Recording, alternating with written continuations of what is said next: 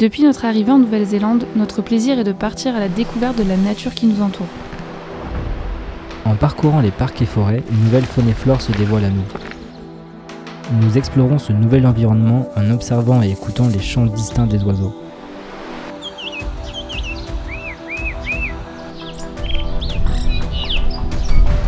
La beauté de la Nouvelle-Zélande, c'est aussi la diversité des paysages qui se dévoilent à chaque nouveau virage.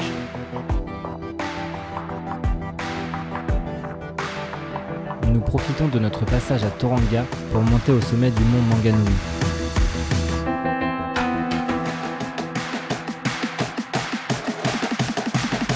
Ah, c'est la cata.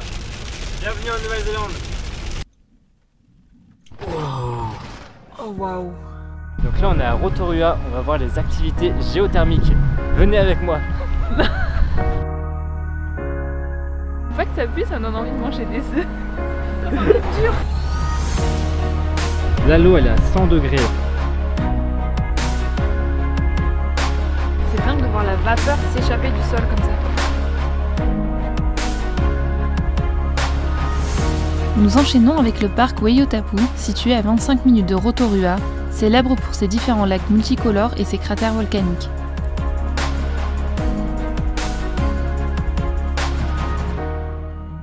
Pour notre prochaine étape, nous partons en direction du parc national de Tongariro.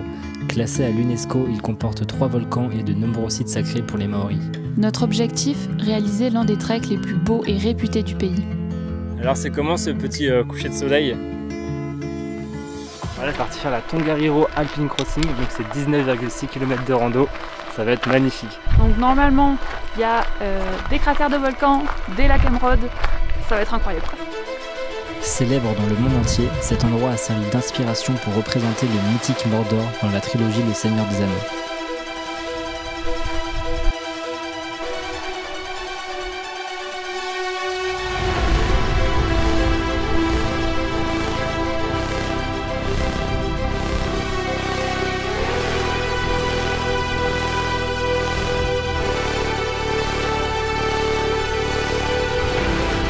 Pour suivre la suite de nos aventures, n'oubliez pas de vous abonner sur nos différents réseaux. Première étape terminée, la prochaine ça sera là-bas, le mont Taranaki. Tu crois trop en moi? Faut arrêter là. Je vais les croquer. Bon bah là on est parti faire une petite balade du côté de... Je sais pas. Et on va faire la Sunrise Track, 12,7 km. On va là, nous on fait ça, on fait tout.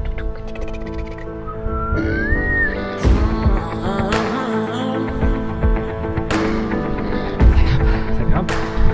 Voilà, on est presque arrivé au sommet. Petite compote pour les 6 mois et plus. Et alors ça donne quoi? C'est super beau.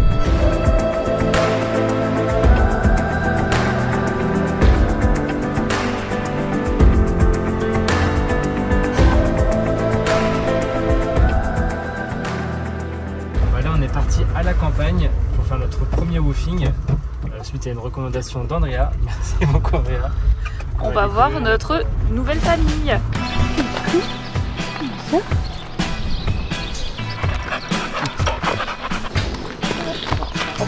En venant en Nouvelle-Zélande, on voulait vraiment tenter l'aventure du woofing pour pouvoir échanger avec des locaux et on peut dire que c'est une mission réussie pour notre première fois. C'était une expérience super cool dans un domaine incroyable avec un terrain immense, du coup on a majoritairement fait du jardinage. Alors cette première expérience de woofing, c'était trop bien. C'était trop bien. T'as bien kiffé être avec les moutons, les chevaux. En tout cas ils ont l'air de t'apprécier eux. Voilà, ça fait déjà 2 mois qu'on est en Nouvelle-Zélande. On a fait 2 semaines de woofing du côté de Hawke's Bay. Et là on vient de reprendre la route direction le sud.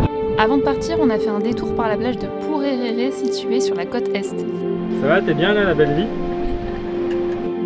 On profite de nos derniers instants dans le nord et ensuite on doit rejoindre le sud au plus vite car on a enfin trouvé un travail.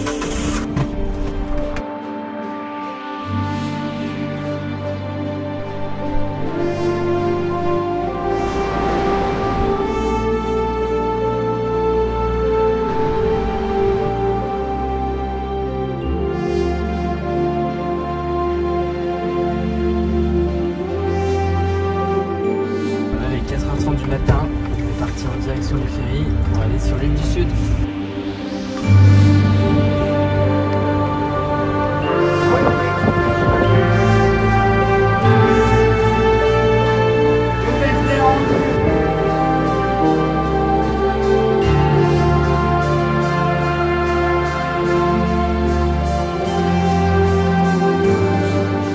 Welcome to South Island, c'est parti pour l'aventure.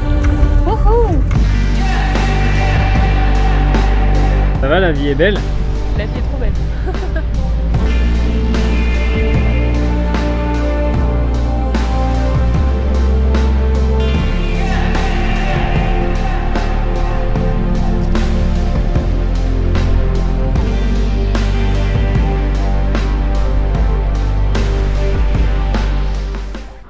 Bon, là on vient d'arriver à Murchison. Raconte-nous ce qu'on fait ici. Pourquoi on est là? On va travailler. Ouais, on a trouvé un boulot. Bon, la ville a l'air d'être très glauque. Un petit aperçu de l'ambiance de la ville.